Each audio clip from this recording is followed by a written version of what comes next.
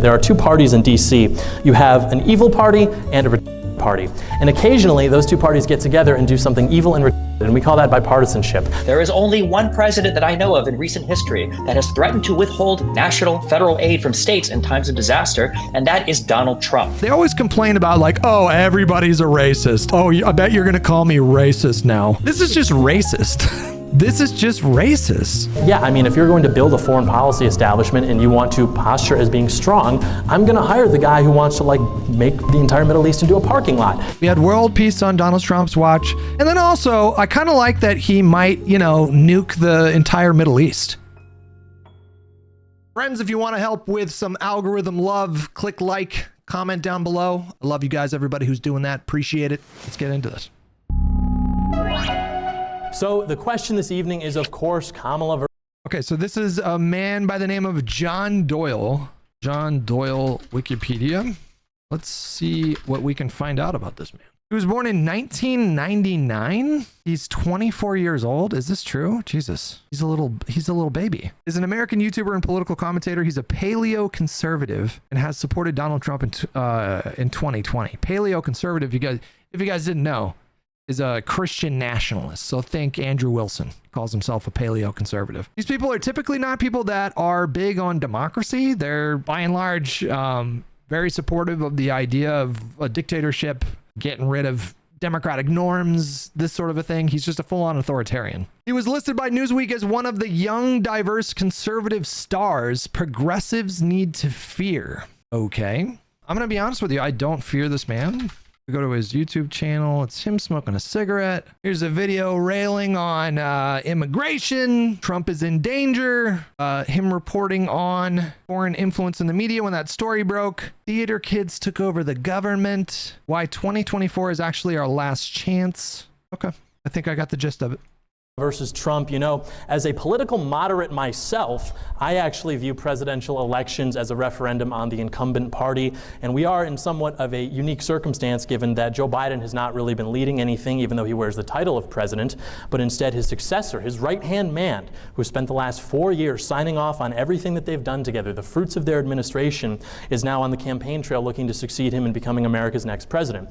I don't know what she would like to be the president of, given that it has become abundantly clear throughout this administration under her watch that we don't even have a country anymore. If you I don't even know how to react to this kind of hyperbole. It's just such an extreme thing to say. Like, we very obviously still have a country. But these kinds of conservatives legitimately believe this. I think it has to do mostly with immigration. They see mass immigration as something that is terrible for the country. And so because the country is, literally less white, they feel like they don't have a country. Get ready to pull your hair out with this debate? Okay. Remember the issue which launched Donald Trump's presidential campaign in 2015. It was the issue of immigration and sovereignty.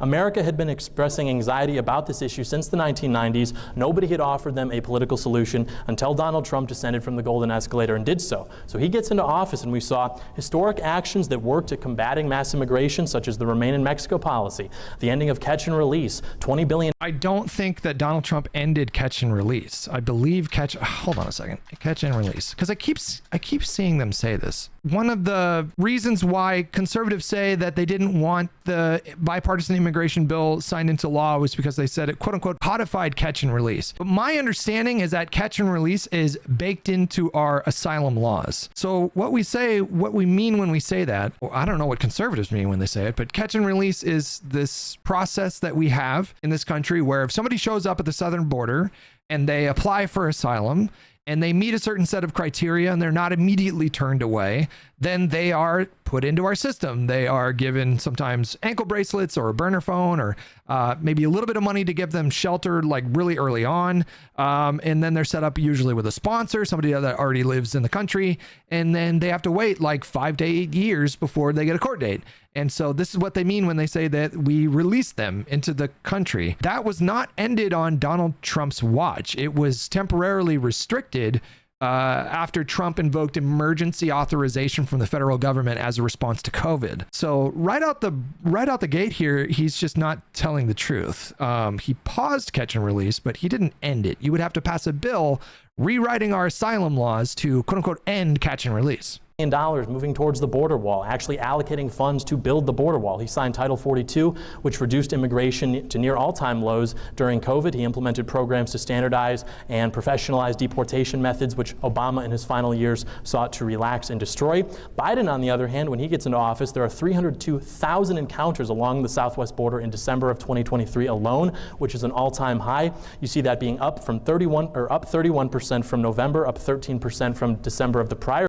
He's not wrong about that, but what conservatives fail to realize is that the initial spike began on Trump's watch in 2019. So if we look up border encounters by month, this is what it looks like. So this is what happened when Trump was president. So this massive spike right here in 2019 was actually the highest levels of border encounters that we had seen since the early 2000s. And then after COVID, he was able to invoke emergency powers and implement Title 42 and basically restrict immigration to like nothing. Biden is elected president, and then we see record highs. He's not lying about that. However, and I don't know if this is because of Biden's executive authority that he exercised to shut down the border in lieu of the failed bipartisan immigration bill.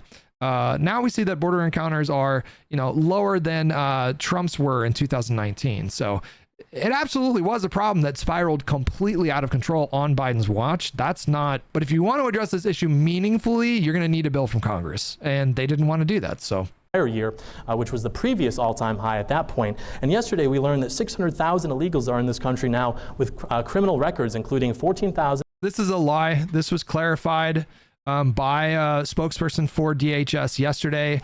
This was a complete misinterpretation of the data that they released. Conservatives ran wild with it this weekend, making all kinds of insane claims like the Biden administration was personally responsible for hundreds of thousands of violent criminals being released into our country. Again, this was a total misinterpretation of what DHS actually said.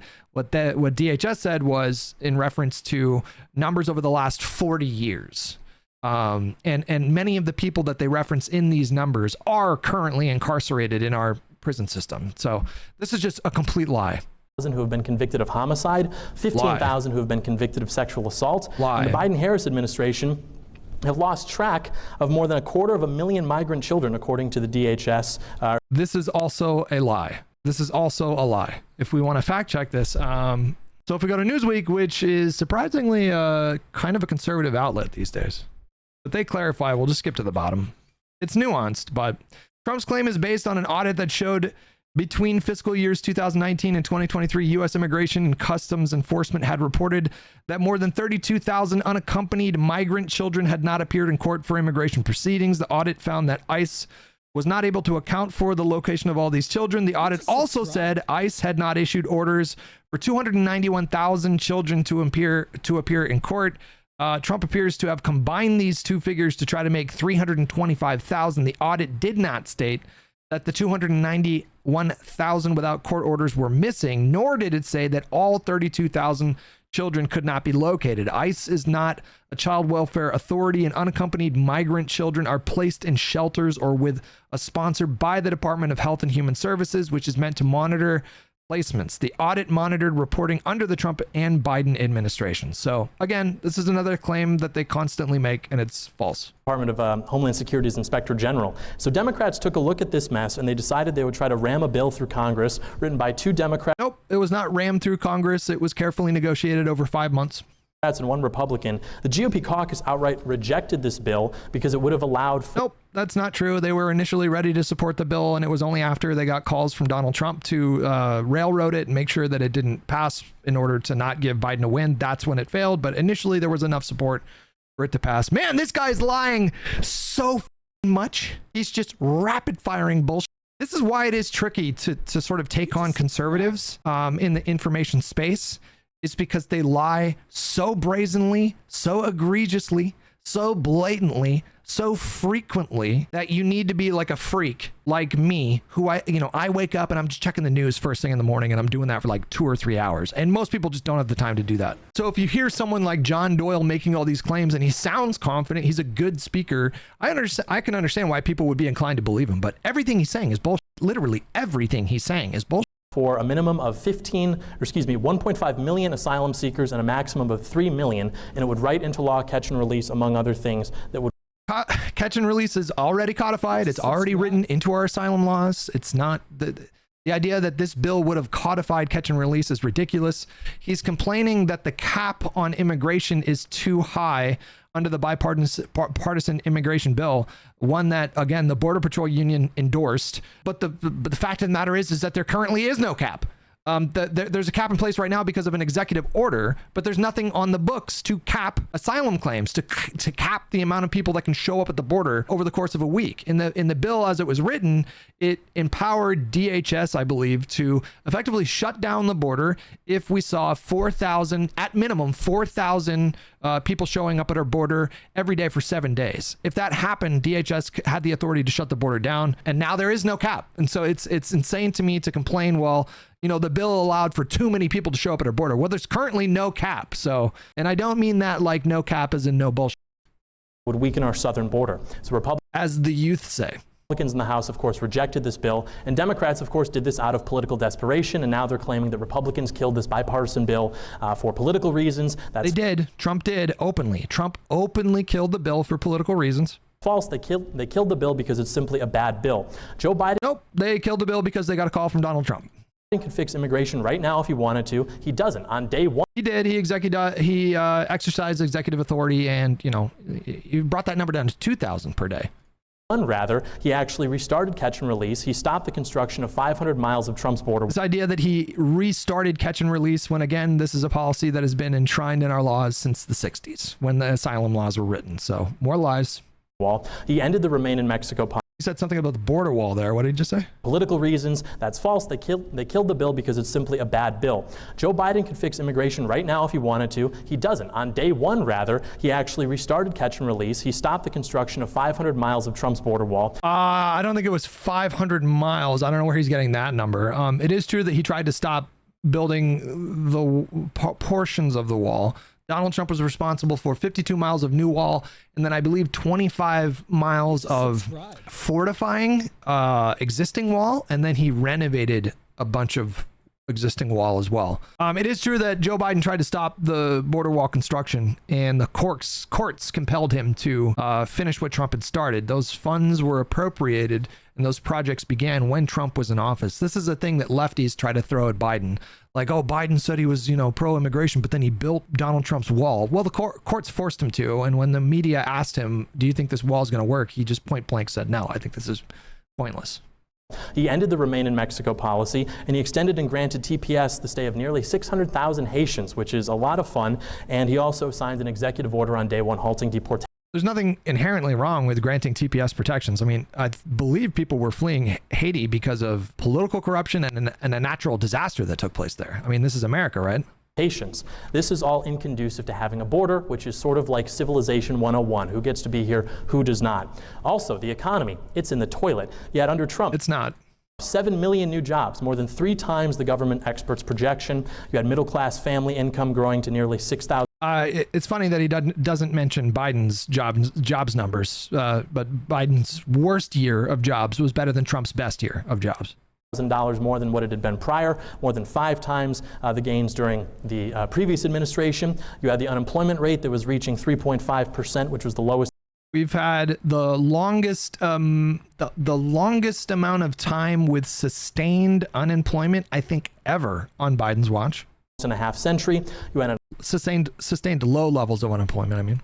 Economy where now Americans, more than ever before, were reporting being employed. 160 million jobs. Jobless claims were at like a nearly 50-year low. You had, more importantly, an economy where I don't know where he got that number. 160 jobless number. 160 million. I think he just made that up. I don't know what he's talking about there. Income was rising in every single metro area in the United States for the first time. Real wages have been rising on Biden's watch. In 3 decades. Under Trump, we had 7 million people lifted off food stamps. Income inequality was falling for 2 straight years, which is the largest amount. It's currently falling now. that it's been in over a decade. The bottom 50% of American households saw a 40% increase in net worth. Wages were rising for low-income and blue-collar workers. Net wealth and wages for low-income earners in this country have been rising faster than high income. With the gap between rich and poor has been shrinking on Biden's watch. You can look up the data yourself. 16% pay increase, and with Donald Trump confronting trade competitors around the globe, America was creating 1.2 million manufacturing and construction jobs. How did we get here? Was that by chance? I don't know what he's talking about with manufacturing jobs. We were in a manufacturing recession in this country. Joe Biden added tens of thousands of manufacturing jobs. There have been numerous major projects all over the country because of the infrastructure bill that have employed union workers, and these workers have seen their wages rise during this time. Of course not. Donald Trump like Biden absolutely smashes Trump on manufacturing jobs. Was removing 22 regulations for every one his administration was writing. The Republican Congress passed the Tax Cuts and Jobs Act, which put more money into businesses and into the pockets of consumers. That was his only his only big legislative win was the tax cuts, and they didn't need him for that. The Republican Congress had been clamoring to do tax cuts for literal decades. And the American people, which of course allowed for more economic growth. And we had Donald Trump as our president. Tax cuts overwhelmingly benefited the wealthiest individuals in this country. They were not made permanent. The corporate tax cuts were. He was the cheerleader for the economy and industry, and small business confidence was reaching historic highs, the highest they'd been since 1938. We're seeing record numbers of small businesses being started in this country on Biden's watch. I mean, everything he's saying is just egregiously wrong or egregiously mischaracterized. All under Donald Trump. At the end of the Obama administration, non-residential equipment and structure investments were at near all-time lows. Following the passage of the Taxes and Jobs Cut Act, they were soaring to near all-time highs. Under the leadership of Donald Trump, the economy was secure. Compare this with the Biden administration. You've got 20% inflation. Consumer confidence is in the toilet. Since the end of the pandemic, prime-age working labor participation remains at historic lows, while a majority of jobs that have been created on net have all gone to immigrants. The job growth that Biden... I don't know where he's getting this information that a majority of jobs created on Biden's watch on net has gone to immigrants. I've no idea what he's talking about. I have no idea how he got that number. Says he takes credit for all the jobs that we've made in the recovery from COVID. On net, all of those are going to immigrants. None of those are going to Americans on net since 2000. First of all, you can be an immigrant and American. And second of all, I genuinely, I have no idea how he's getting these numbers. 2019. And if you look at a survey from Red Balloon and Public Square from 80,000 small businesses, they find that 40% of business owners have recently been forced to delay payments, 70% are putting staffing and expansion plans on hold, 64% believe that we're headed towards stagflation. He's claiming that 40% of small businesses have had to put delays on payments recently. I just don't think any of this. If this was actually happening, then we would be. I mean, listen, we would see unemployment skyrocket if this was the case. If this was actually happening, you would expect that unemployment would skyrocket if this was actually happening. And it's not. It's had sustained low levels of unemployment pretty much for the duration of the Biden term. And half say that definitely or probably they will not survive another 4-year term under the Biden-Harris presidency. The Biden-Harris economy clearly is not working for the American taxpayer or for the American business owner. And of course, nothing matters if the economic growth that we have witnessed. If it wasn't, we wouldn't see luxury spending where it was. People are buying homes, people are taking vacations, people are buying luxury goods, people are spending money on fast food and blah, blah, blah, blah, blah. And if the economic circumstances were as dire as he is suggesting, then this just wouldn't be happening. We would see people pinching pennies. We would see the economy really shook from that. To the extent that it even exists, does not go to the actual American people and does not actually work for them. As we'll discuss tonight, our economy under Kamala and Biden is one that works to fly illegal migrants into our country and one that works to spend money. What is he saying? We're flying illegal immigrants into the country? What is this claim? What is that coming from?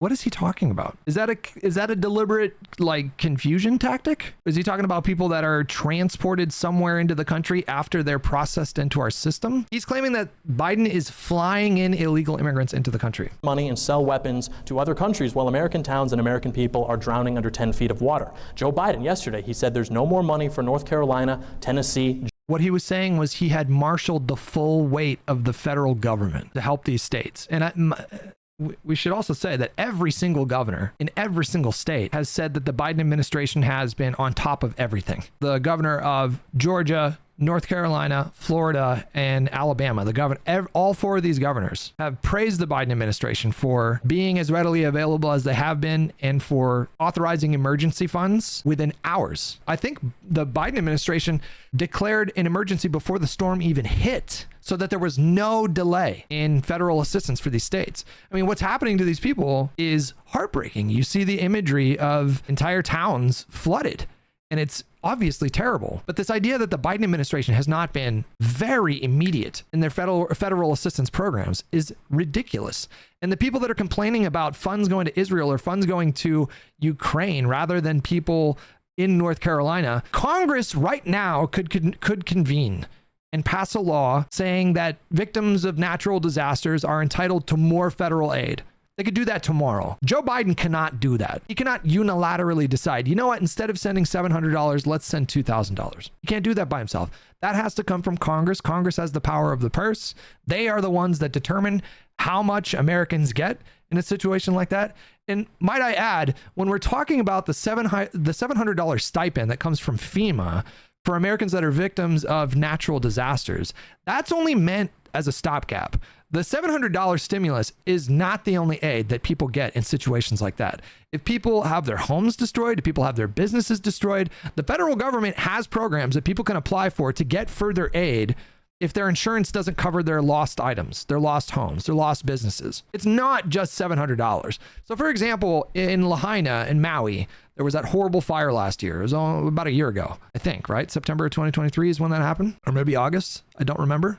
People initially got $700, and that's to help people get shelter. It's to help people buy clothes. It's to help people buy food. It's to help people have access to medicine. And then on top of that, they are given further assistance. So for example, my parents have a timeshare at this beach club in Maui that was 10 minutes away from Lahaina. As of a couple months ago, my parents were saying that there were people that were living at this resort. Lahaina residents who had their homes burned down were still being housed in this resort almost a year later. And so if people are angry that Americans don't get more, okay, that's fine, but you should pressure Congress. If people want to be upset that they feel like people should get more in federal assistance during natural disasters, okay, that's fine, but you should pressure your local representative or your state representative. You should pressure your state senator and ask Congress to pass a bill. They could do that. They could do that tomorrow. And in fact, Lindsey Graham today is calling for Congress to come back early so they can pass a bill to give people more assistance during this natural disaster that occurred, this hurricane and this subsequent flooding and everything like that. Do you think Trump's actions to help hurricane victims will hurt Kamala as no one talks about FEMA's actions? I really don't know. I mean, something like this has the potential to be electorally consequential, and it sucks because Republicans just blatantly lie about this stuff, just completely lie about this stuff. And they're so aggressive with these lies, and they have like dozens of surrogates that go on network news and aggressively lie about this stuff. And I feel like the Democrats don't have an adequate infrastructure in place to combat this stuff. Like I really wish the Democrats were more aggressive in calling this stuff out, because it feels like a lot of stuff goes out there unchallenged. There are people that are challenging these wild claims that Republicans make, which I personally think this is gross. It's disgusting to leverage suffering of American citizens for blatantly partisan political gain based on lies. And furthermore, Donald Trump himself played politics with federal aid a number of times when he was president. So these Republicans are accusing Biden of doing the very thing. It's always projection with these dishonest hacks. They're accusing Biden of doing the very thing that Donald Trump did numerous times. North Carolina in 2017 experienced a natural disaster and requested federal assistance, and Donald Trump approved 1% of what they asked for.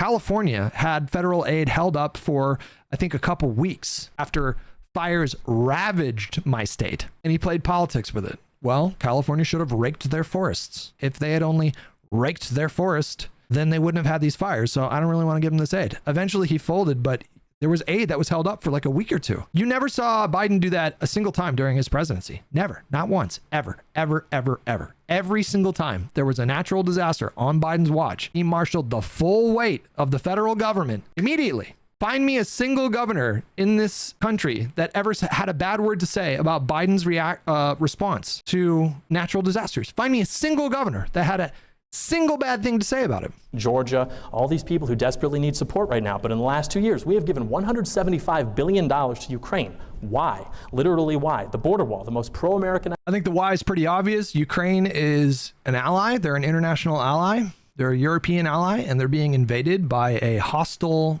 country with expansionist goals. Naked expansionism. It's just a naked land grab, and they desperately need support and weapons and aid in order to help them fight this war. The total amount that we've given them is not $178 billion. Most of that money, most of that dollar amount came in the form of old equipment, which we then use to replenish our current stocks and update our current military supplies. An idea in the last 10 years, securing America's border. Civilization 101, that was supposed to cost like what, $10 billion, but that was too expensive. In terms of the cash amount, I would have to look, but I don't think it's more than like 50 billion.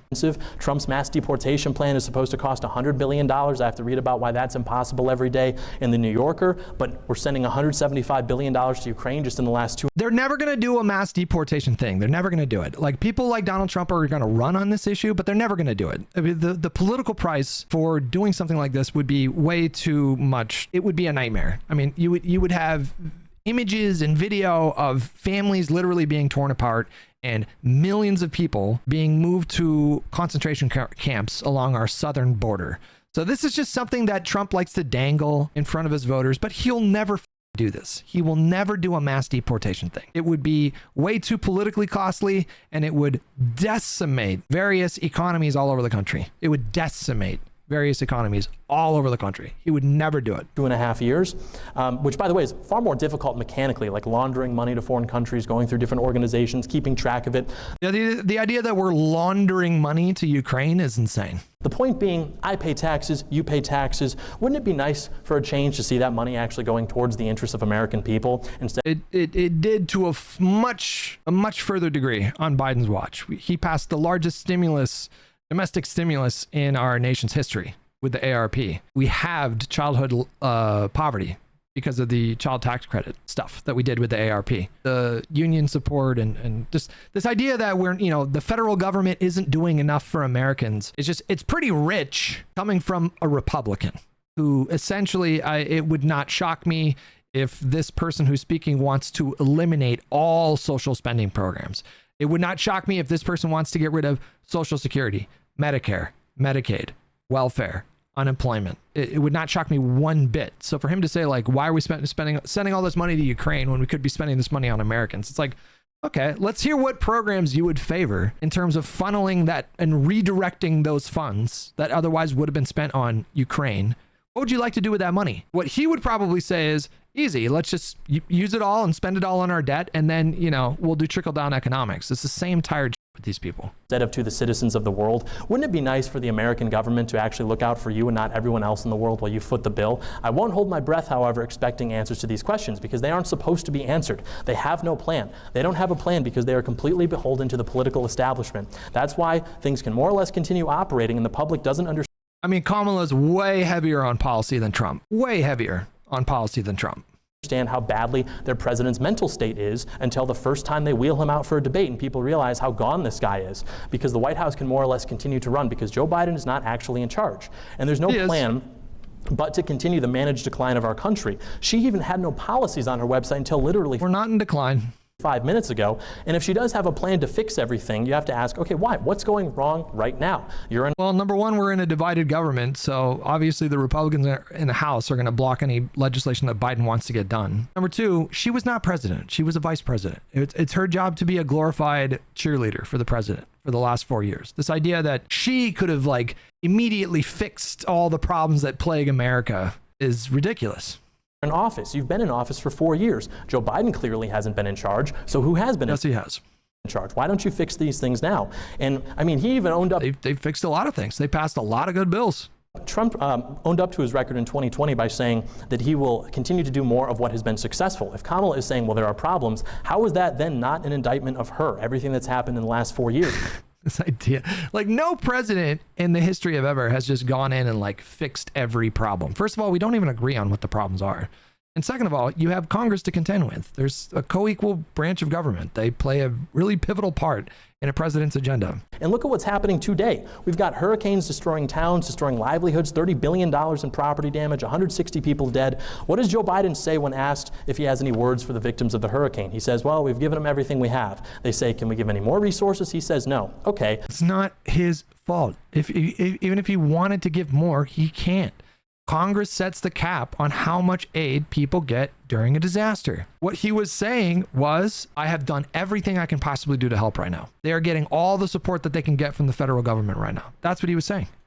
So the commander-in-chief is missing. What about Kamala? She has this opportunity. Not missing. He's been coordinating with state agencies and governors for the entire duration of this disaster. This idea that he's not present is ridiculous. Is his second in command to display and coordinate a field response, display leadership, use the power of the federal government in ways that she only and uniquely has access to, quelling any doubts that we may have about her leadership capabilities, but she didn't. What she did instead is basically just take staged photographs on a plane instead of going to actually visit the people impacted by the hurricane, which is what Trump is doing. Trump is down. This idea that, someone in a position of leadership should just fly in every single time a community, a city, a state is ravaged by a natural disaster, that it's always a good thing to do this is silly. Every time a president or a former president goes into a city like that, you have to coordinate. You have to coordinate with the local PD. You have to coordinate with Secret Service. Trump just can't resist trying to make a photo op out of this situation. He doesn't care if it actually puts stress on the local agencies who are trying to, find people, get people to hospitals, get people to shelter, et cetera, et cetera, et cetera. He's just draining their resources at the worst possible time. Down there on the ground right now, distributing resources, telling people that the American people have not been forgotten about, taking care of these things. Just like in the aftermath of the September 11th attacks, the deadliest in American history, Donald Trump was on the ground, putting his guys to work, taking care of American people 15 years before he would even become president. And he's on the ground doing the same thing today. Kamala Harris is simply incapable of leading. She's not intelligent, she's not competent, she's not brave, she doesn't have the charisma. She's just the current. So why doesn't Trump want to debate her then? Seems like a pretty good opportunity, right? Face of the establishment. Everything that they do, it's all. Donald Trump just backed out of a 60 Minutes interview. 60 Minutes had interviews scheduled with both candidates, and Donald Trump today just decided, no, I'm not going to do that. Why? I thought he was so good at these appearances. I thought he was so good in these kinds of settings, right? All talk. That's what Trump talked about. All talk, no action. She is just the incumbent role of that. She has no agency herself. She will simply continue what has been going on for the last 60 years in this country. And they will never forgive Donald Trump for convincing the American people that it didn't have to be that way, that it doesn't have to just be. Well, he wasn't very convincing in 2020, right? This managed decline where everything is more expensive yet less in quality, and you're now working and you can't afford to go to school and let alone graduate and find a job, and because they're all on net going to immigrants, they will never forgive Trump for challenging these political orthodoxies, let alone successfully. And so it's really not so much a question about Trump versus Kamala. It seems to be much more Trump versus whatever has been happening in our country for the last 60 years. And Trump is the only successful candidate of any of these political orthodoxies to be able to break free from them. And Kamala is just the incumbent candidate with the blessing and backing of the entire political establishment. So if you want things to continue how they've been going for the last 4 years, and broadly speaking the last 60 years, then you can support Kamala. But if you actually want to create opportunities that will meaningfully change our country and make it great again, then the obvious choice is Donald J. Trump for president. Thank you. I mean, wow. Wow, it just packed in that 10-minute intro. There were so many lies, just so many blatant, easily disprovable lies. Anybody could pause the video when he was talking after every claim that he made, Google the claim, and see that the stuff that he is pushing was ridiculous.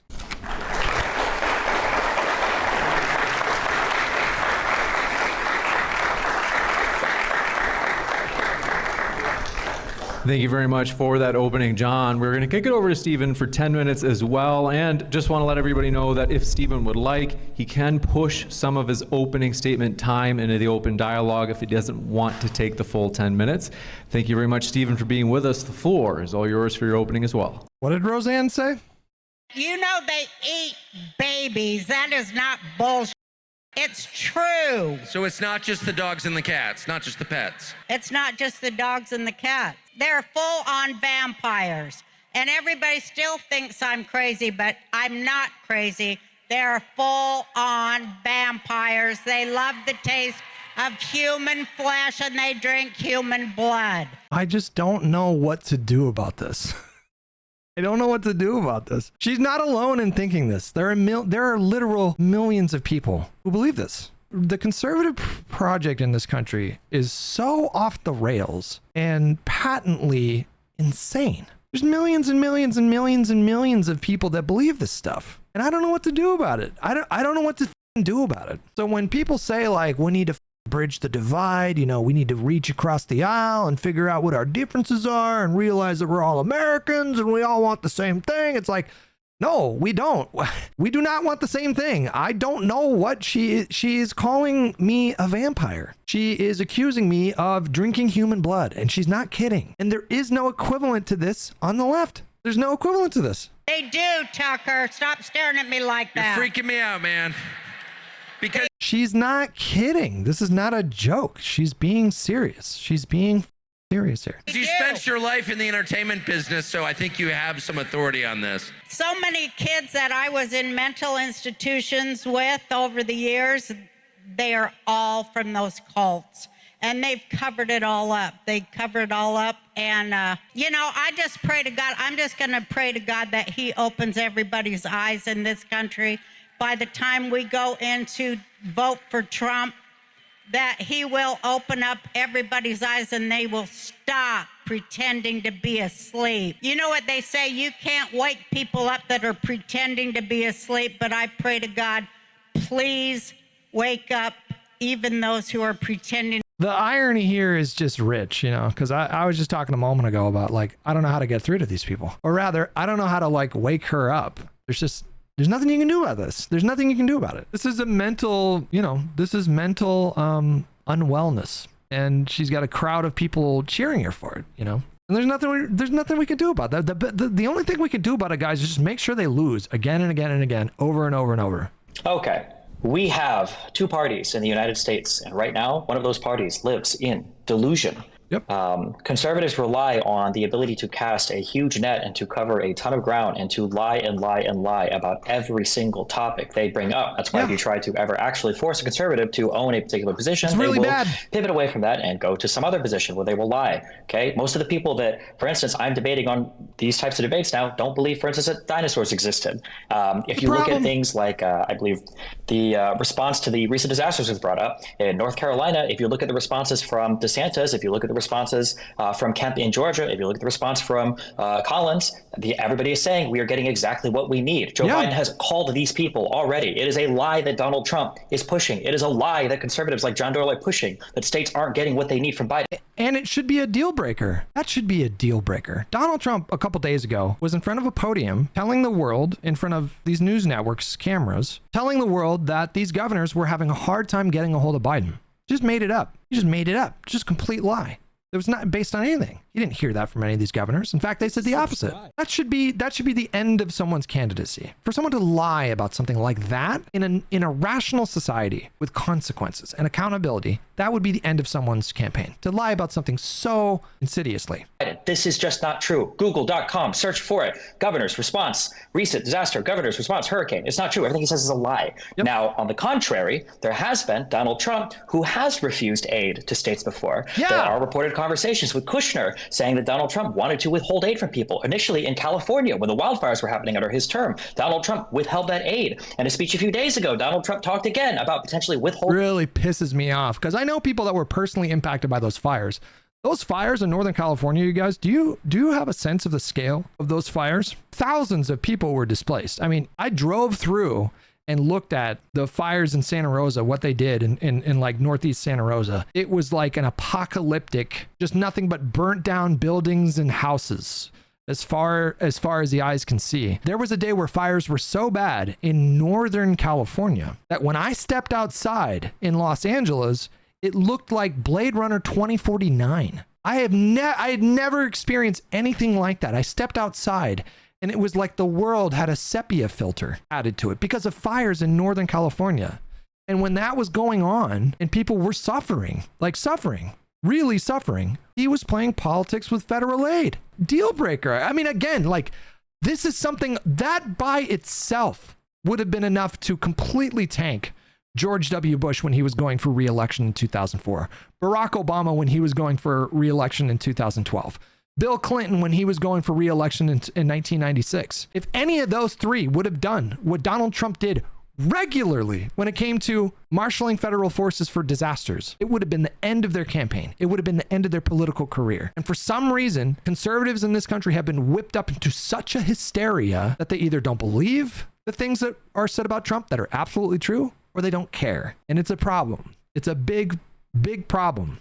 Holding aid from California if they didn't sign on to a bill that would open up more land in the north for agricultural purposes. There is only one president that I know of in recent history that has threatened to withhold national federal aid from states in times of disaster, and that is Donald Trump. Joe Biden has never done this. You will not find statements of him ever doing this. John Doyle will just not respond to this, by the way. He will not respond to this. Subscribe. I'm predicting that in his response to this, he'll just pivot or repeat himself. He will never respond to this. What everything that Destiny is saying is absolutely true. They're accusing Biden of doing everything that Donald Trump did when Biden's doing none of those things. This is just patently true, objectively true. And this John Doyle guy will not engage in the substance of that at all. He'll just repeat the claim I'm predicting. You can look at, I believe, Roy Collins on Twitter right now, just yesterday tweeted a thanks to Biden for calling him and providing everything that they need. This is a lie, like basically every other thing that is said in support of the Republicans. And even ignoring all of the policy, we can even say, fine, maybe they might have a better stance on the border. They don't. Maybe they might have a better stance on the economy. They don't. Maybe they might have a better stance on foreign policy. They definitely don't. Fine, maybe they do, but even if they did, Donald Trump wouldn't be the guy that would be able to get anything done. Donald Trump was not able to get funding for the wall. He wasn't able to build the wall. He ruled like a dictator with executive order. I think he built an itty-bitty fence, and then he walked away with his tail between his legs, and he called that a victory. So if you did want a wall... 52 miles out of over 2,000 miles of southern border, 52 miles of new wall is what Donald Trump built.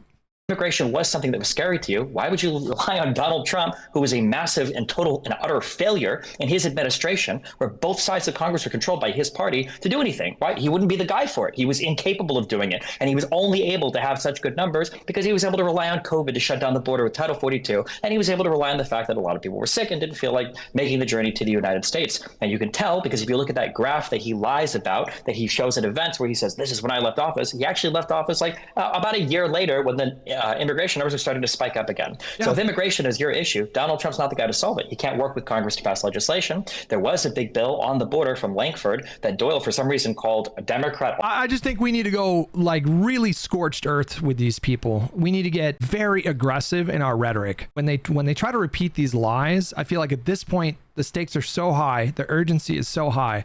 We need to really attack it. For any like content people that are agreeing to debate Republicans, you got to shut this down. Inform yourself, get up to date so that you can refute these insane talking points, do your homework, and aggressively shut it down. Authored. This bill had widespread support among Republicans until Donald Trump came and shut it down. Interviews with Langford confirmed this. You can watch a speech with Ted Cruz where he says this. You can watch McConnell talking about it in the Senate where he confirms this. Nobody's debating this seriously except for the people, the sycophants that try to carry water for Trump outside of his administration. I say outside of his administration because nobody from his last administration is left. How do you have all these people? You look at the people that he surrounded himself with. Where are they at? Donald Trump won in 2016 running on a ticket with Vice President Mike Pence or ex-Vice President Mike Pence. Where is Pence? Why isn't he running anymore? Oh, because when he was in office last, Donald Trump basically watched and tried to get him killed when he was at the Capitol building trying to certify the election. Donald Trump sat by and he watched for 3 hours. You want to talk about a dereliction of duty or an absent commander in chief? He sat by and he watched while the Capitol was rioted, while it was taken over for 3 hours, doing absolutely nothing in the attempts to maybe win the election because the people would be too scared to certify it after he riled his crowd up and he sent them out of the Capitol. If you look at Donald Trump's approach to foreign policy, it was a joke. People say there were no wars under Donald Trump. What do you mean? No, what does that even mean? We were in a conflict all over the world. He was still doing drone strikes in Yemen. We did the assassination of Soleimani. We had troops that were active in Syria. We had a military presence that was still in Afghanistan. There was still a Russian occupation of Crimea. There was an Iranian attack on Saudi Arabia. There were riots in the Gaza Strip. Like when we say there were no wars in the rest of the world, this is just another conservative delusion. And what are the foreign policy positions that Donald Trump has? And not the empty platitudes, okay? Not Donald Trump where he stands and he leans forward like a giraffe because you don't want people to see that he weighs 350 pounds, okay? Give me an actual policy position that Donald Trump has or has at least espoused when it comes to dealing with, we can't do that, because every single time on every single interview where Donald Trump is asked about his foreign policy, he says, I can't spoil it. It's a secret. Yeah. Well, it's not a secret. We watched what happened when he was in office. When he sent Tillerson and Pence over to North Korea, later on, Trump tweeted out, Tillerson, don't waste your time. Okay. I think Pence actually said it was a waste of time. I believe that was reported behind the scenes. Nobody thought that anything could happen in North Korea. They were back to testing their missiles a month later. Nothing happened there except for I don't know if it was a month later. It was at least, or at most, it was a year later. I don't know if it was a month later, but they did resume intercontinental ballistic missile testing. They did resume in 2018 or 2019. We got nothing. We got nothing from that photo op that he gave Kim Jong-un in the DMZ. Literally nothing. There was no upside to what we did. For the fact that Kim got a photo with Donald Trump, and Donald Trump, for the first time in U.S. history, was the commander-in-chief of the U.S. Armed Forces saluting an enemy's military for who the knows what reason. Let's see. Did he have a good success in any good success in Syria? Well, let's see. He completely and utterly ditched our allies, the Kurdish fighters that were fighting alongside the FSA against Bashar al-Assad, somebody who engaged in chemical warfare against his own citizens enough that Trump saw fit to bomb an airport. Was that also another action that wasn't a war or wasn't part of military conflict? I don't know. It's hard to keep track of what conservatives consider what, because it seems like they got a double standard for literally everything. And when I say double standard, I mean an actual human standard for Democrats and actually no standard for Republicans.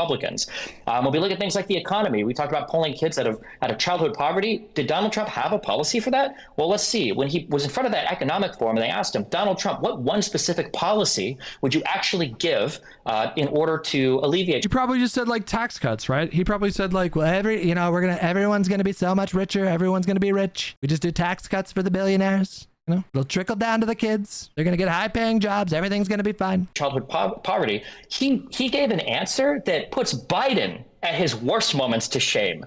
This was one of the most unbelievable word salads I've ever heard in my entire life. I thought the man was either about to have a stroke or was halfway through one by the time he finished his answer to that question.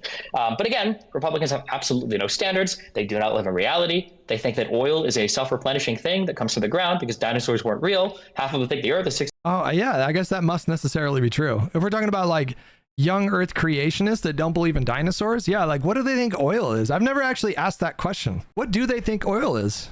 I mean, to be fair to them, I didn't know that fossil fuels was literally made from fossils. Like, I didn't know that until like 3 years ago. Just to be fair to them, I just never put it together. And that's my bad. Come on. Listen, I know that there has to be other people out there like me who didn't know that it was from, fossils. In retrospect, it's a bit ridiculous. It's in the name, fossil fuels. Why didn't I don't know what's worse, that take or my take on eggs and how new chickens are born. Because back in 2015, I legitimately thought that roosters maybe like the egg. They had like tiny little rooster wieners and they would the egg. I didn't realize that eggs are like, they're like chicken periods. Like a chicken has their period and it's like, instead of bleeding like humans, they do the eggs. I didn't realize that. I didn't know that. I am willing to admit some of the insanely stupid stuff that I do. 6,000 years old. We had all these predictions about COVID and the mRNA vaccines and the Chinese-made virus in the lab that didn't come true. Nothing that conservatives have said has come true in terms of all the fear-mongering they did. Nothing. We had 4 years of Biden. Where's my communism? Where was the destruction of the country? It's not here. We've got Donald Trump who wants to come into the next administration to do what? Put 10 or 20% tariffs on everything? What, is he going to go back on the U.S., Mexico, Canada, the North America Free Trade Agreement? The one that he was so proud of that superseded NAFTA? Is he going to destroy that so that he can tariff everything? Or is he just speaking empty platitudes? Or more likely, does Donald Trump not even really know what a tariff is? Does Donald Trump know the difference between a trade deficit and a budget deficit and our national debt? You might want to, defend him and say, well, I'm sure he does know the difference. But then if that's the case, why is it that in the 4 years of Donald Trump, where our economy was doing so well, why the We were running record deficits before COVID. Why was this happening? If Donald Trump and the Republicans are so good about tackling our debt and doing something about the deficit, why was he still running This is a really record good deficits while an economy? Just a glazed Destiny a little bit. This is a really good response to everything he said. Yeah, no notes. This is a really good response. Be aggressive and just try to debunk as much as you possibly can. So his rapid fire approach to debunking this stuff, I feel like is really effective. Economy was exploding 25% year over year. Why was Donald Trump trying to use Twitter to bully Powell, to bully the Federal Reserve, to keep interest rates low? Why was Donald Trump sending his Department of Justice into the states to try to fabricate election results?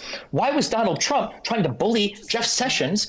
Again, this John Doyle guy will not respond to any of this stuff. Comey or Christopher Wray to kill investigations related to him or people around him, when people in his close company, like Roger Stone, were directly communicating with foreign adversaries in order to leak information about about the Democrats. Donald Trump is easily one of the worst presidents of all time, and his character. The worst. Let's not mince words. He was the worst president we have ever had. We have never had a president that uniquely fragile, narcissistic, impulsive, immature, vindictive, corrupt. Should reflect. He was worse than Bush. Yes, Bush did the Iraq thing. Yes, he was worse than Bush. On the people that defend him as well. Because remember, the only way to defend Donald Trump is to ignore reality, to be delusional, to pretend that everything under his administration didn't happen, to pretend that things under Biden have happened that haven't happened, and to pretend that somehow in the future he's going to be able to do all of these things that he had a monumental failure of attempting during his 4 years. And remember, it's going to be with an entirely new administration, because nobody that works with Trump ever. This is really, so like his level of what's the word I'm looking for? Acumen. Destiny's acumen when it comes to sparring with conservatives and refuting their claims, debunking their claims, et cetera, is very rare in social media spaces. It's not that it doesn't exist.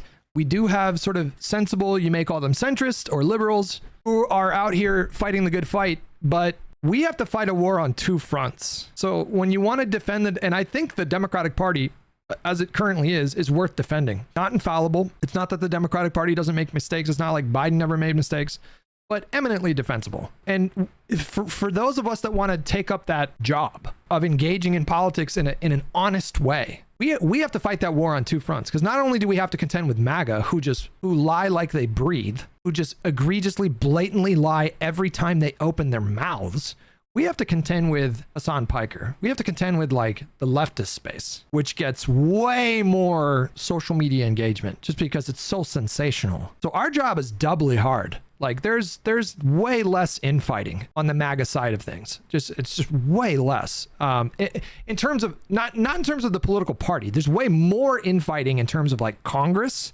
and the party itself.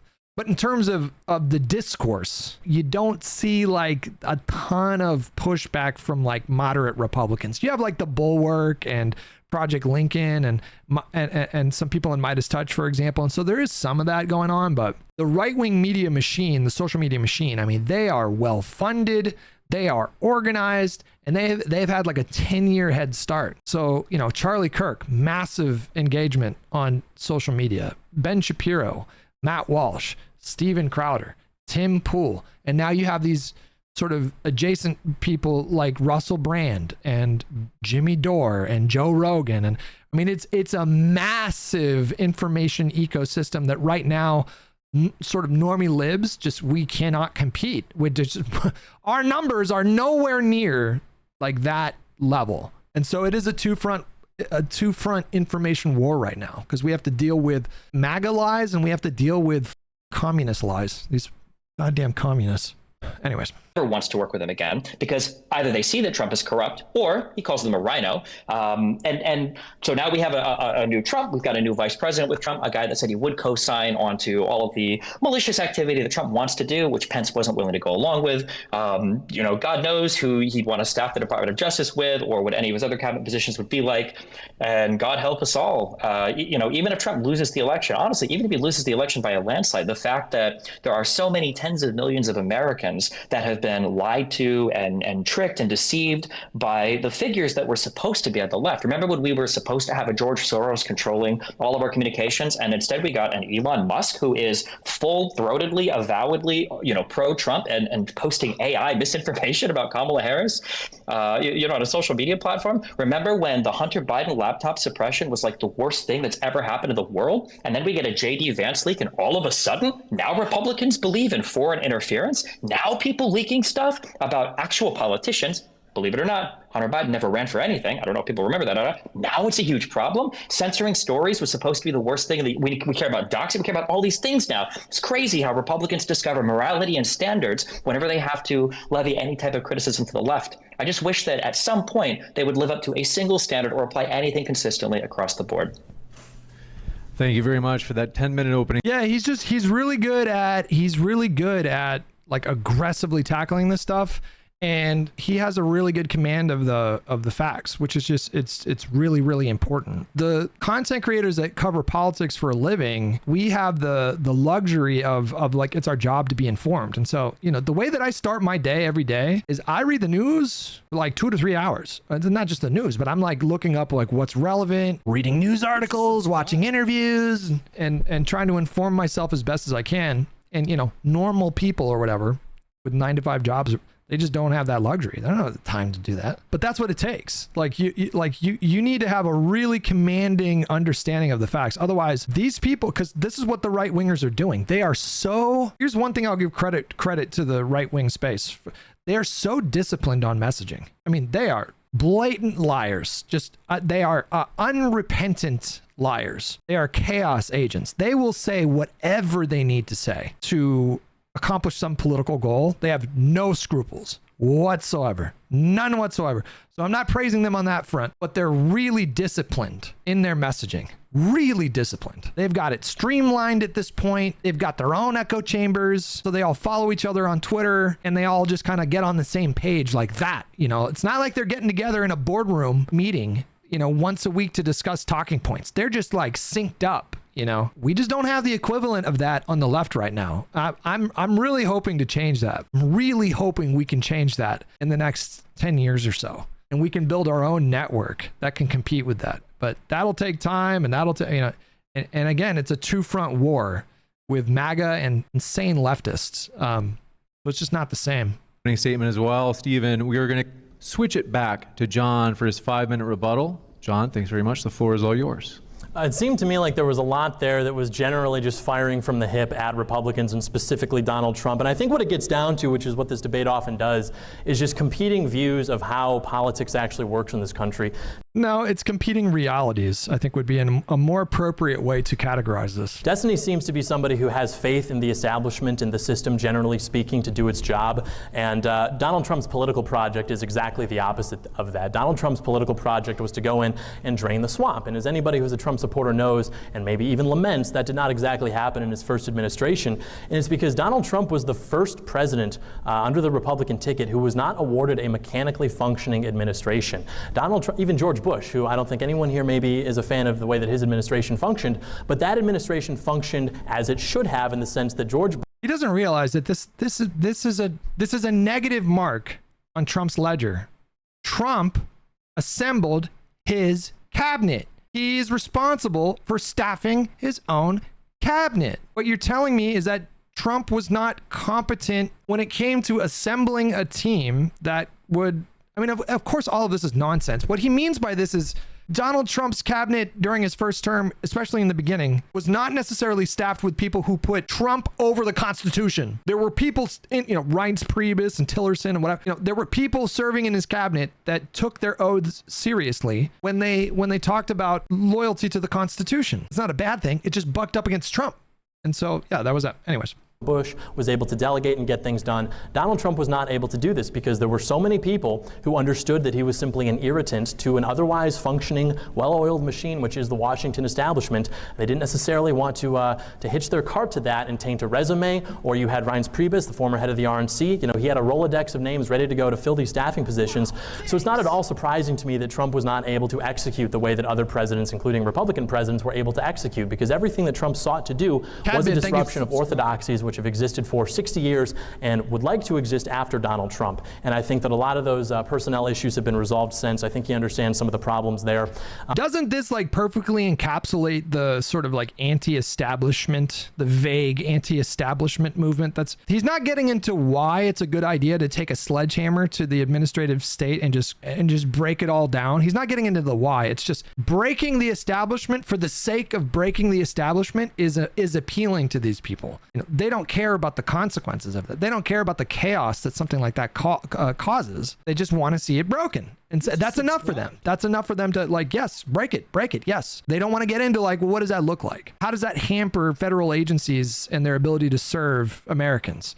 How does that hamper the federal government? How does that impact your own administration? They don't care. They just want to see it broken. That's all it is. But I also think it's sort of nonsensical to conflate, sort of Republican delusion with Democrat delusion. Because when you have Republican delusion, that's like your aunt or uncle at dinner who says something like, I don't know, what if elites are like satanic and do crazy rituals? And it's like, yeah, that's crazy. Democrat delusion is like what these people run on. They run on the issue of, hey, what if we put an axe wound in between a child's legs? Wouldn't that be neat? Hey, what if we couldn't actually define like what a woman is? Things like that. Again, very low hanging fruit, but simultaneously, I think very important to understand exactly which party is the one advertising and establishing power based on delusion.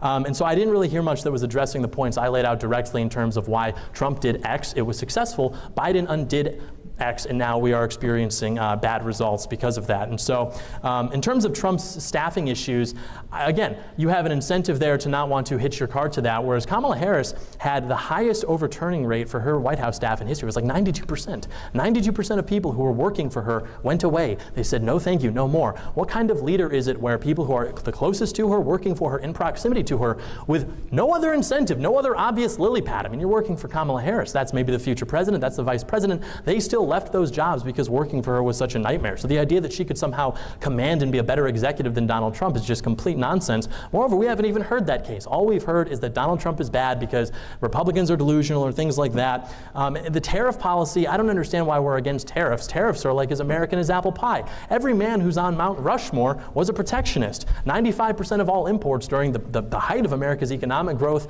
in the 19th and 20th century. The world's changed, bud. I hear the railroads coming through any day now.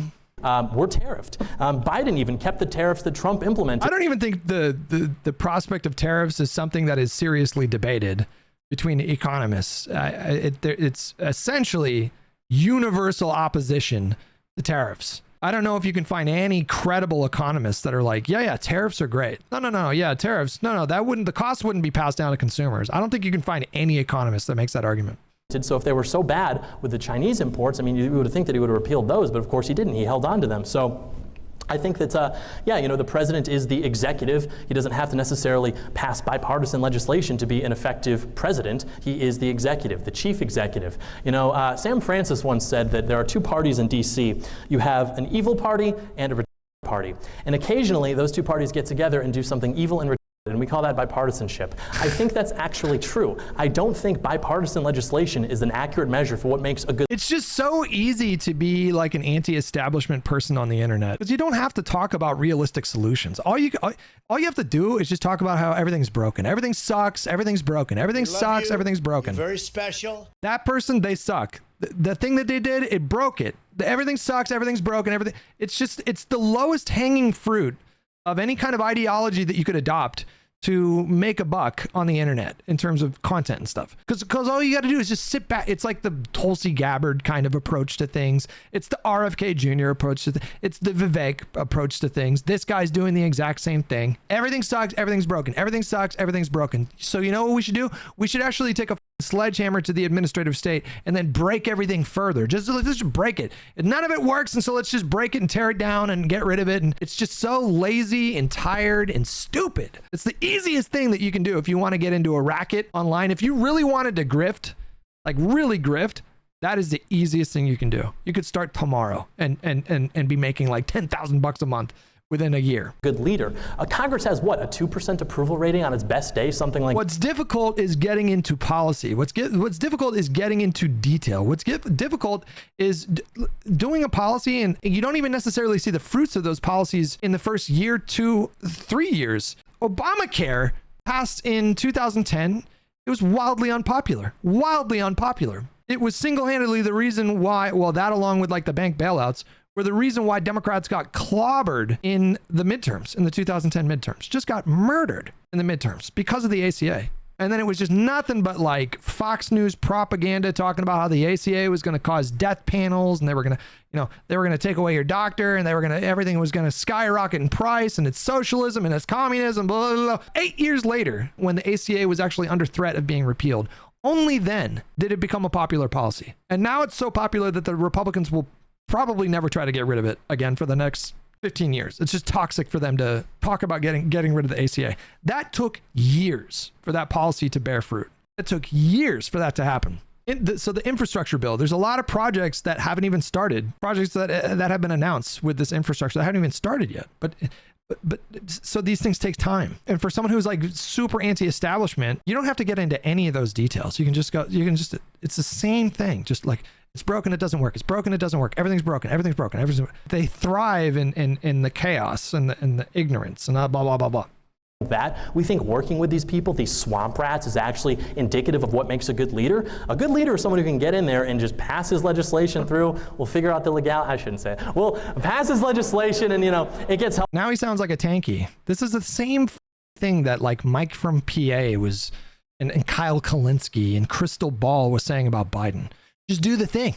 Just do the thing. They have a philosophy of just do the thing. Oh, you only have 50 votes in the Senate? Don't care. Do the thing. Figure it out. Do the thing. Well, I don't know what you want to do. I don't know what I'm supposed to do about Kirsten Sinema or Joe Manchin. I don't know what you mean. I don't know what you want me to do to force them to vote a certain way. Don't care. Do the thing. Oh, you didn't do the thing? You're ineffective. You're a bad leader. You're a terrible party leader. You're a terrible president. You couldn't even whip your own party to get 50 votes on a highly contentious piece of legislation. You couldn't get that done? Really? You're terrible. Just do the thing. Well, how do you want me to get this done? Just do the thing. Like, some people in this country just don't want to hear, like, sometimes the answer is no. That's just the reality. Sometimes in politics, in fact, most of the time in politics, the answer is no. And when we're talking about broad, sweeping change, big pieces of legislation like FDR, New Deal stuff, civil rights stuff, even the ACA, 99 times out of 100, the answer is no. You have to work at that project for years or decades before you can finally get there. And that's something that MAGA and tankies have in common. They want a president to come in there and just take a sledgehammer and just force it through. That's why you'll hear people, like, unironically leftists, you'll hear them say, just dissolve the Supreme Court. Just ignore them. Just ignore the Supreme Court. What are they going to do? And then at that point, when you chip away norm after norm after norm after norm, that's how you end up with a dictator. It wouldn't take long. If Joe Biden just decided tomorrow, you know what, I'm just going to ignore the Supreme Court, within 10 years, we would have a full-on dictator. Held up in the courts, as it often did with Trump, for example, when he was trying to work through the executive branch and get these different things done. Again, he passed what? The tax cut. Why? Because even though we maybe agree with tax cuts, ultimately the people who are in charge don't really have a problem with tax cuts. So you have deficit spending, like he said, when the government's taking in less revenue. I don't know what that deficit was precisely, but I bet that it was bigger than the amount that the wall would have cost. Why can't we have a wall? Why can't we have mass deportation? Because immigration is what benefits the ruling class, because we have more people coming in from other countries. They are reliant upon the establishment for money, opportunities, etc., which are then taken away from American citizens, as we've seen with the job growth, as we see with money that's going for relief, all sorts of different things. The Haitians,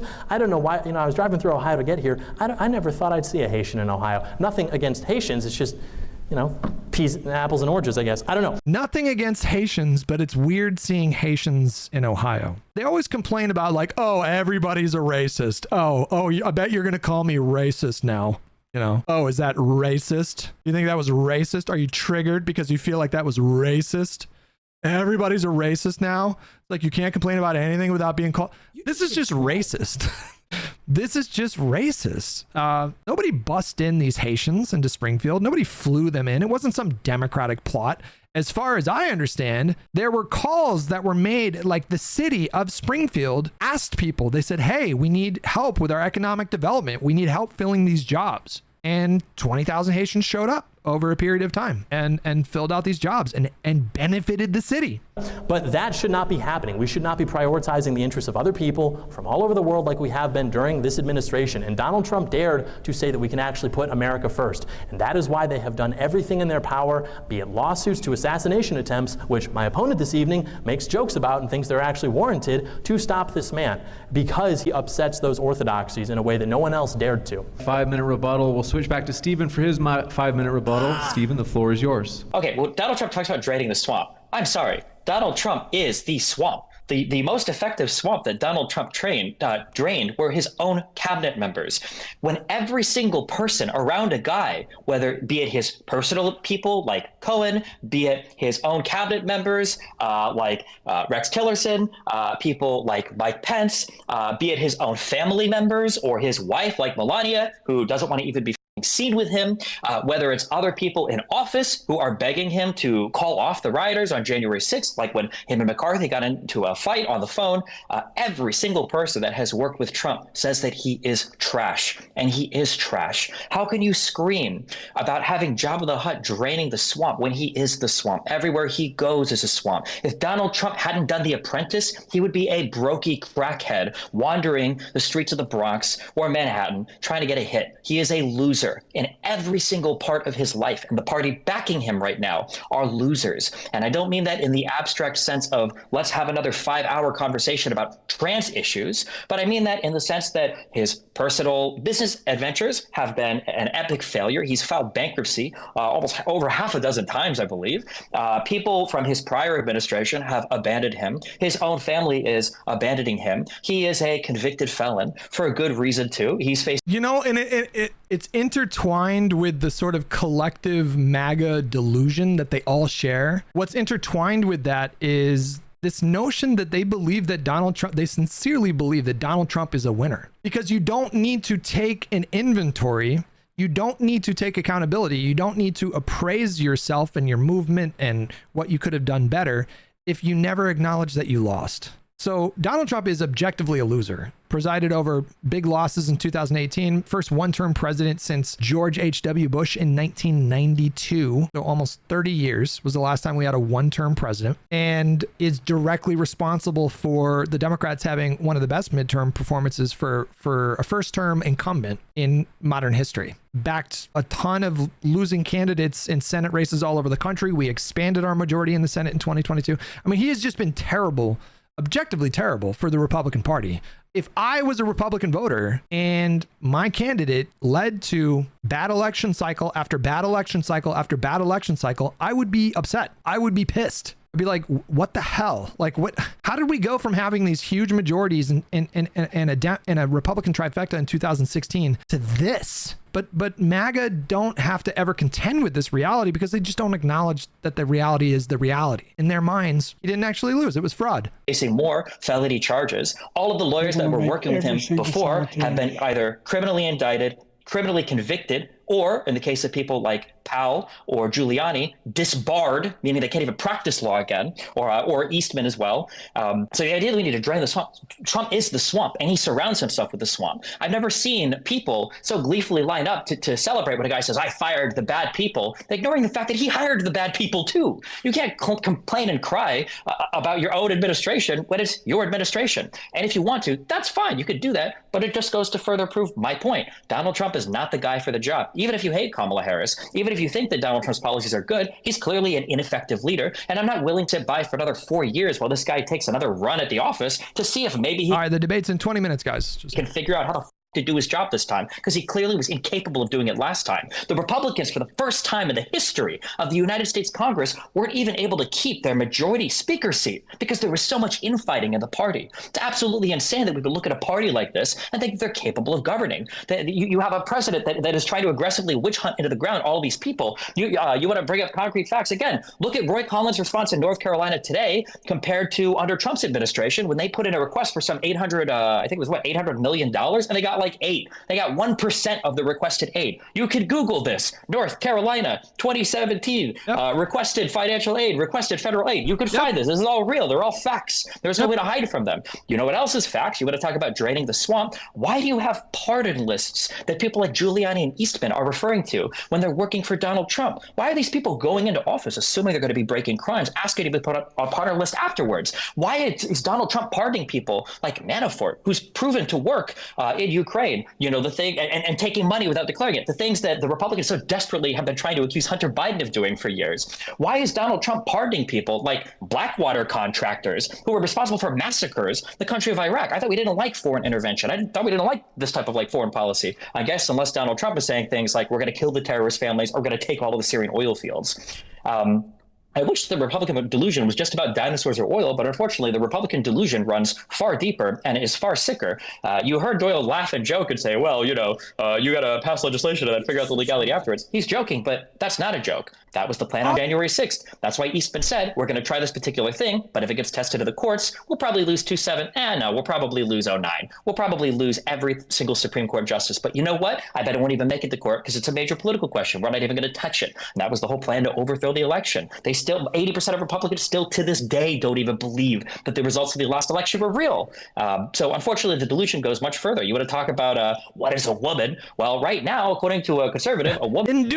Endure, guys, endure. Could be a fugitive of her state if she is crossing state lines because she might be going after an abortion. A woman might be somebody who you can track at the border if she wants to drive into another state that has legalized access to certain types of contraceptions or certain types of abortion procedures because you don't want her to be able to have an abortion. 30 seconds. I mean, the idea that Republican delusion, doesn't run as deep as it does and isn't deeply rotting, not only in a character and moral sense, but also just in a procedural sense, is laughable. Again, you want to talk about like Donald Trump, and the fact that tariffs are great. I don't know where that 95% number came from, but Donald Trump's big crowning achievements were tax cuts, which was deficit spending, and renegotiating the NAFTA agreement into the U.S. Mexico-Canada free trade agreement, now which he wants to completely destroy with tariffs. So even the little bit that he did accomplish was either just deficit spending like they accuse Democrats of doing, or something that he wants to blow up as soon as he gets into office anyway.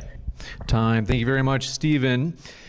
We'll now move into the prepared questions. So I have one for each of you. We'll start with John. This is one that I think was briefly alluded to, but I want to give you a chance to both talk on this. As I mentioned earlier, John will have 5 minutes to respond, and then Destiny will have a 3 I have concepts of a plan. minute rebuttal to that response. For John, in the late May hush money trial this year, in which Donald Trump was convicted of 4 felony counts, the prosecutor in the case said it was, quote, a planned, coordinated, long-running conspiracy by Donald Trump to influence the 2016 election by paying off those who reported his bad behavior, unquote. Do you agree with the prosecutor that this was election interference, and should this, namely Trump's 34 felony counts, be a relevant factor for citizens deciding who they'll vote for this November? I think it was a witch hunt. I don't think it's a relevant factor, and I don't think anyone actually thinks it's a relevant factor. I mean, his approval rating, his polling didn't significantly drop. You are simply firing at the hip, and you plug in convicted felon when you are attacking Donald Trump. But if it weren't convicted felon, then it would be, well, he was charged as it would be whatever it has to be to simply paint Orange Man as bad. Just like it's, I mean, in 2016, it was the Russia collusion, and we've had things ever since then. We've had multiple impeachments, just painting this guy as like an absolute threat to democracy, literally Hitler. But then he gets in office and things are more or less like okay, actually. He's stupid Hitler, constrained by the girthy wiener that is American democracy and our institutions. It's not the end of the world. His supposed delusion does not seem to be manifesting into the way that the country is, in the way that, the Biden administration or the Harris administration, which seems to be operating, I guess, on not delusional ideas, is actually manifesting in lower qualities of life for everybody who's in this country. I mean, real house net worth is down, incomes are down, crime is up, unemployment. I mean, people are not all of this is just objectively false. Just objectively false. Anybody can look up these numbers. He's just lying. It's just a lie. happy with the way things are going. If Trump is so delusional and crazy, why is it that he had higher approval ratings at this point in his administration than does Biden or Kamala? I mean, Kamala had the lowest approval rating for any vice president before the incentive was given to be a cheerleader for her because she became the nominee. Oh, you don't want to talk about approval ratings. You don't want to go there, buddy. She turned that ship around, okay? You want to talk about approval ratings? Okay, let's compare Kamala's approval rating with Donald Trump's. After Biden had to step down. Let's talk about J.D. Vance's approval rating. Let's talk about Tim Walz's approval rating. Everything. So yeah, I absolutely believe that it was fake, and I think that voters are and should be disregarding it, because the question is ultimately not about these sort of trivialities. It's about who is going to actually create a better life for Americans. I think I laid out very clearly in my opening statement that Donald Trump can do that, has done that, and will once again do that. And I'm having to sort of deal with these things about Trump firing neocons, and I'm supposed to be really upset that happened. Like, yeah, I mean, if you're going to build a foreign policy establishment and you want to posture as being strong, I'm going to hire the guy who wants to make, I don't know, the entire Middle East into a parking lot, because I want them to know it's there. I might do it. And then when, we have problems, maybe we... I mean, it sounds crazy when he says it, but I think probably like 90 million people in this country would hear a sentence like that and not even bat an eye, Like, that's a insane thing to say. You want to level the Middle East into a parking lot? That doesn't sound a little excessive to you? I can forgive a little bit hyperbole, but damn. We fire him or things like that. Like, that computes to me. That makes sense to me. That is what I would do in that situation as a loyal MAGA patriot. I don't think that's necessarily delusional or anything like that. So they kind of want to have it both ways too, because they're like, oh, Donald Trump was presiding over a period when there was world peace. There was no war. There was no war. Everything was peaceful. Nobody was fighting. No violence. We had world peace on Donald Trump's watch. And then also, I kind of like that he might, nuke the entire Middle East. Kind of like that there's the threat of that. Also, there was world peace when he was president. You never had to worry about war. Everybody got along. No violence. There was nobody that was being killed. But, I kind of like the fact that there would be the threat of him annihilating hundreds of millions of people with nuclear weapons.